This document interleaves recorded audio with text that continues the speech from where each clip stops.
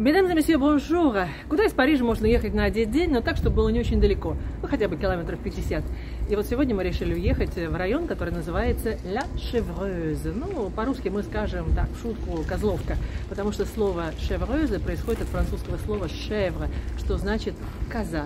Это один из красивейших регионов на юго-западе от Парижа находится, и здесь несколько очень красивых мест, которые мы решили посмотреть, и предлагаем вместе с нами путешествовать по региону La Chevreuse. Vous êtes prêts? Alors on y va? Извилистая дорога. Я уберу звук. О, ты посмотри.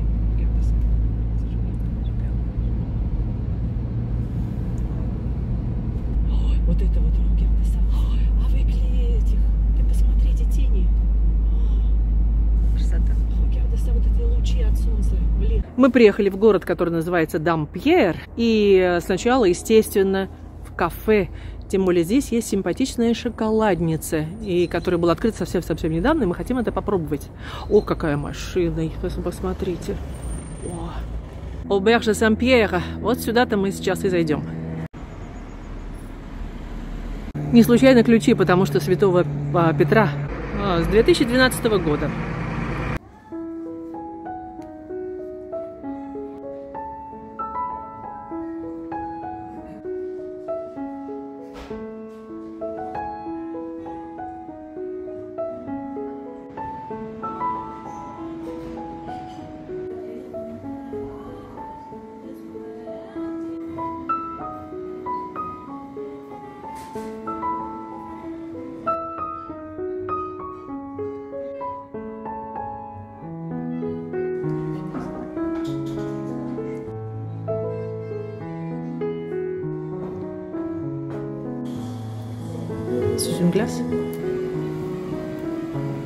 Auberge Saint-Pierre. Съели пирожные вкусные. Этот адрес советую. Если вы будете в этих местах, обязательно приходите. Здесь можно 5 поставить. И необыкновенно вкусная кондитерская, очень вкусный чай и кофе замечательный, и прекрасное обслуживание. Так что находится Auberge в городке небольшом, который называется Дампьер по-русски, Дампьер по-французски произносится. Совсем небольшой городок Дампьер, он окружен лесами. И мы начнем наше знакомство с замка Domaine de Dampierre, Ивелин. Сегодня необычайно повезло с погодой, удивительные солнечные дни. И смотрите, перед 1 ноября украсили замок. Так, здесь вход. Давайте купим билет и посмотрим замок. Купили билет, вошли на территорию этого парка. Парк и лес, огромная территория, почти 90 гектар. И в этом замке я впервые. Кстати, сам замок посетить нельзя, нужно заказывать заранее экскурсию по интернету, определенный день, время, и экскурсии проводят только местные гиды. Поэтому мы только посмотрим экстерьер, прогуляемся немного по парку и потом поедем в другой замок. Но если очень коротко об этом замке, об этом поместье, это все принадлежало когда-то в 16 веке герцогу де Гизу, одному из герцогов де Гизов, и потом передавалось по наследству. И в настоящее время это частная территория, частный замок, ну, который можно посетить и посмотреть. Очень красиво украшено хризантемами. И посмотрите яблони. Ну, яблони во многих садах стригут именно так. И везде тыквы, тыквы, тыквы. Это главный вход на территорию замка, очень красиво. Этот замок был построен в 17 веке, очень известный архитектор Ардуэн Мансар. Он же, кстати, Ардуэн Мансар работал и в Версале для Людовика XIV. Вот такой замечательный вид, вокруг леса, La Chevreuse.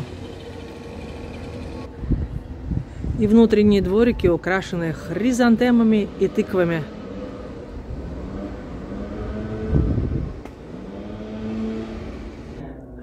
А в бывшей оранжерее сейчас проходит выставка для детей.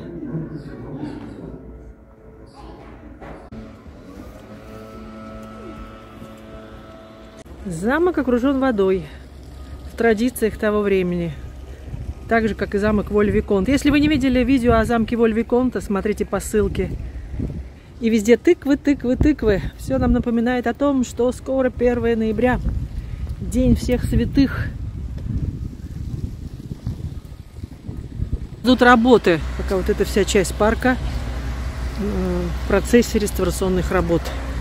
Но отсюда великолепный вид на фасад замка.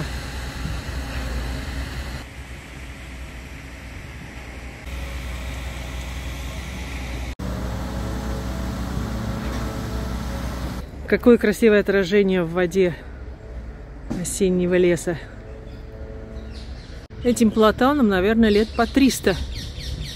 Огромные стволы. Посмотрите, какие стволы у этого платана. Это, наверное, 300 лет уже этому платану. Он, скорее всего, помнит и строителей замка Дампьера.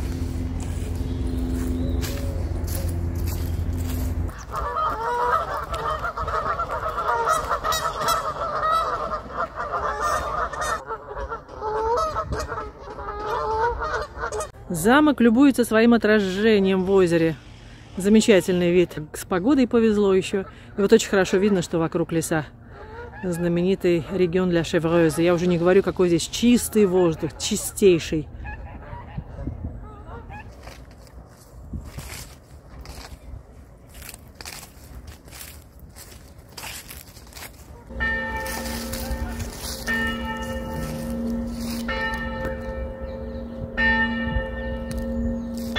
Церковь и колокольня находятся в городе Дампьер, и сейчас мы посмотрим.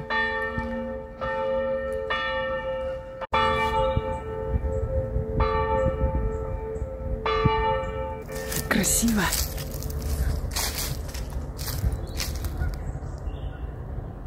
В этом регионе очень часто летают самолеты частные, поэтому иногда шумно бывает. Но посмотрите, на территории поместья замка пасутся ослы. Достаточно крупные.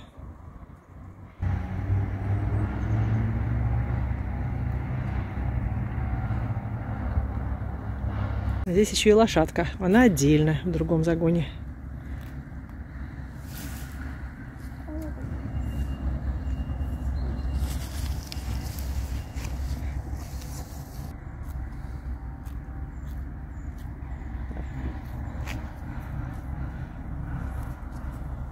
Вот такие красивые места здесь.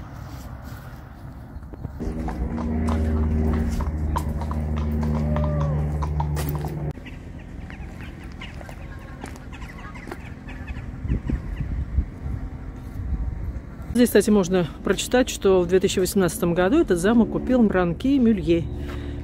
И проводит сейчас реставрацию. Работы шли до 2020 года, но я так понимаю, что работы еще идут в парке. Обычно выход из замков проходит через сувенирный магазин. И вы посмотрите, искусство стола. L'art de la table.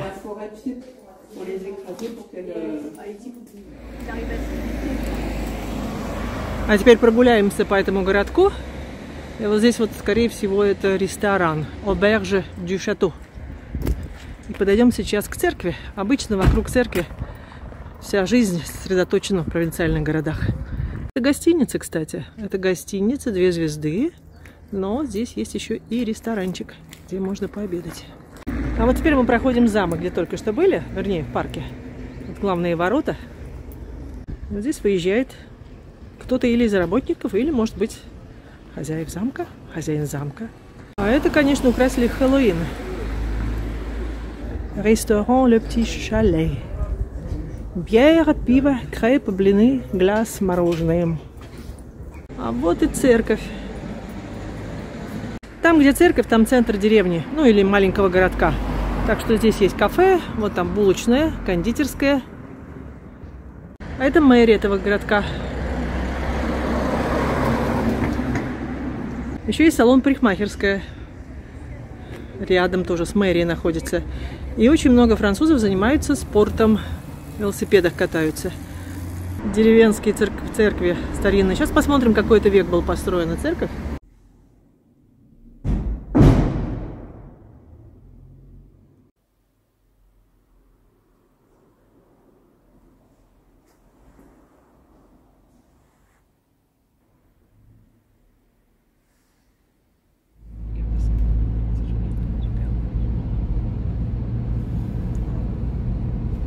Проехали буквально 15 минут на машине от Дампьер, И вот этот замок называется Шато де Бретeuil, замок Бретeuil. Об этом замке я очень подробно рассказывала в одном из видео. Смотрите по ссылке историю этого замка, если вам интересно. Сегодня мы замок не будем смотреть, а просто погуляем по парку в такую великолепную солнечную погоду. Конец октября, начало ноября во Франции детские каникулы. И в этот замок привезли очень много детских групп, ведь это знаменитый замок Кота в сапогах. Это здание голубятня, старинное здание 15 века, а вот там ковер фиолетовый, по-моему, там цикламены. Надо подойти посмотреть. И фонтан работает, настоящая радуга. Такой солнечный день замечательный. И красавец олень, какие у него рога красивые.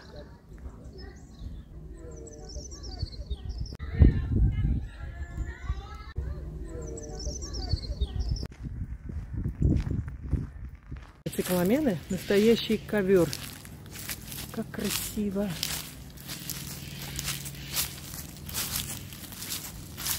Очень красиво.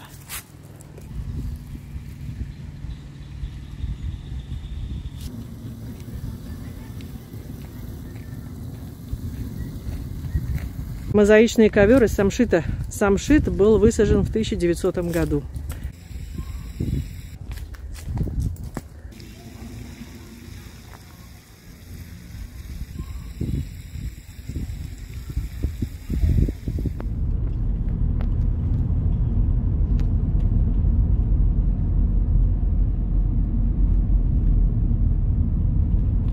Messieurs qui font du vélo aussi. Ah, очень духовно.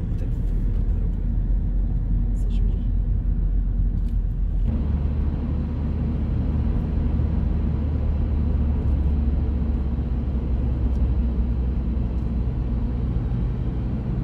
В 15 минутах от замка Бретeuil находится аббатство. Но это аббатство стало теперь гостиницей очень закрытой, закрытым клубом. Нам не удалось там забронировать ресторан. Чтобы пойти на территорию этого аббатства, нужно заранее заказать ресторан. Удалось заказать столик только здесь, на этой ферме аббатства. Это бывшая ферма аббатства, которая была отреставрирована. Здесь открыли итальянский ресторан «Траттория». И мы решили здесь и пообедать. Вот в этом здании находится ресторан «Траттория», итальянская кухня, а рядом здесь гостиница. То есть можно остановиться здесь, и здесь номера чуть дешевле, чем на территории самого аббатства. Так что на территории аббатства, к сожалению, нам нельзя, потому что мы не забронировали там ресторан. И там вход только для клиентов. Но если вдруг вы решитесь приехать сюда, нужно заранее заказать ресторан и заранее или номер в гостинице. Только так вы можете посмотреть аббатство. Ресторан очень симпатичный, кстати, декор с такими интересными корзинами.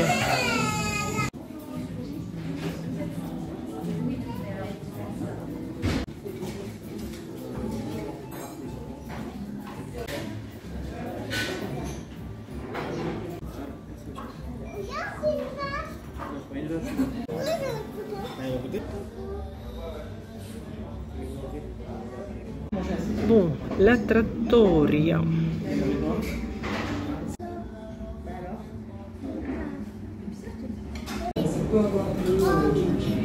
Вот на месте делают пиццу, все видно.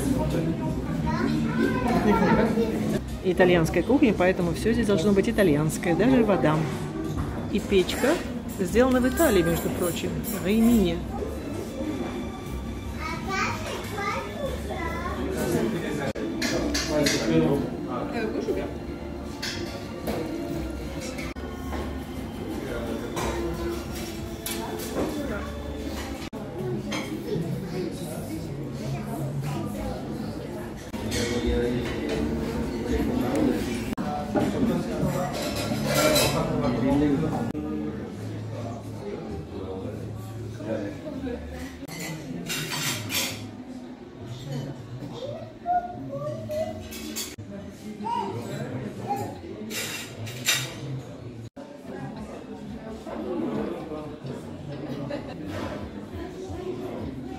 Вот и тирамису.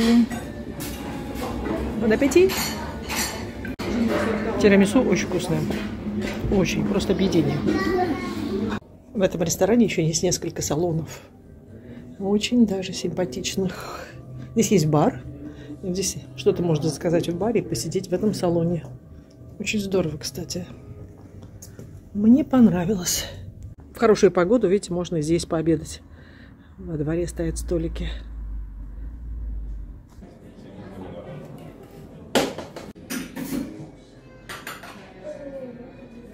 Вот здесь есть бар.